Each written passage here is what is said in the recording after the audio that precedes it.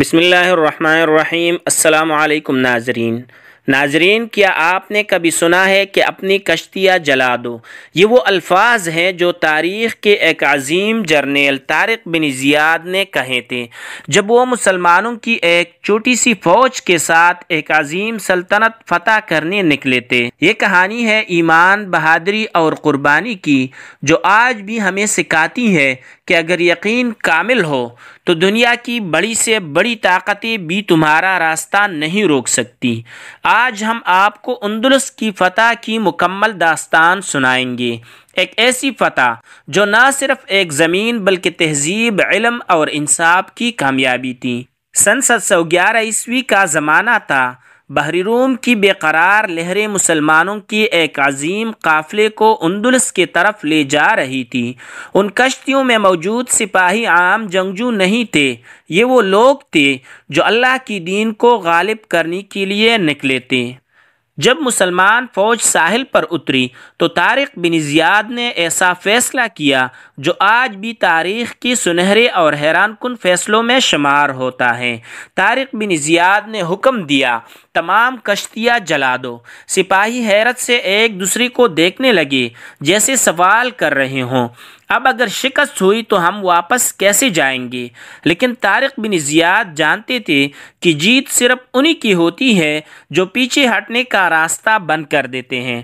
انہوں نے اپنی فوج کے سامنے کھڑے ہو کر وہ تاریخی خطبہ دیا جو آج بھی سننے والوں کی دلوں میں جوش پیدا کر دیتا ہے۔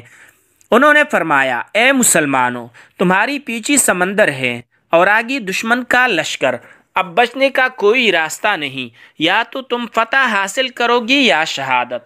یہ الفاظ سنتی ہی سپاہیوں کا جذبہ آسمان کو چھونے لگا۔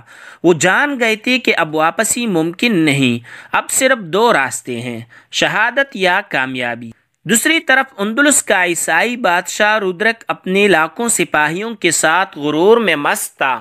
وہ اپنے شاندار سونے کے تخت پر بیٹھا سنہری لباس پہنے یہ سوچ رہا تھا کہ کچھ ہزار مسلمان میرے عظیم سلطنت کو کیا نقصان پہنچا سکتے ہیں، لیکن وہ بول گیا تھا کہ طاقت صرف ہتھیاروں میں نہیں بلکہ جذبے اور ایمان میں ہوتی ہے۔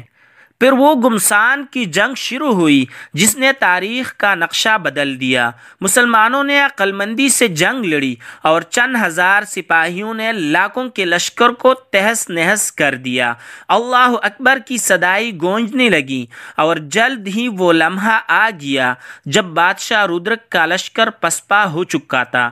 اندلس اب مسلمانوں کے قبضے میں تھا۔ لیکن دوستو، یہ فتح صرف زمین کا قبضہ نہیں تھی بلکہ انصاف، علم اور تہذیب کی شروعات تھی۔ مسلمانوں نے اندلس میں علم و حکمت کے دروازے کھول دیے۔ یہاں پر عظیم درسگاہیں، مساجد اور کتب خانے بنائے گئے جو بعد میں پوری یورپ کے لیے روشنی کا مینار ثابت ہوئی۔ اگر آپ کو یہ ویڈیو پسند آئی ہو تو ویڈیو کو لائک کیجئے، شیئر کیجئے اور چینل کو سبسکرائب کرنا نہ بھولیں تاکہ مزید تاریخی اور ایمان افروز کہانیاں آپ تک پہنچتی رہیں۔ ملتے ہیں اگلی ویڈیو میں، تب تک کے لیے اللہ حافظ۔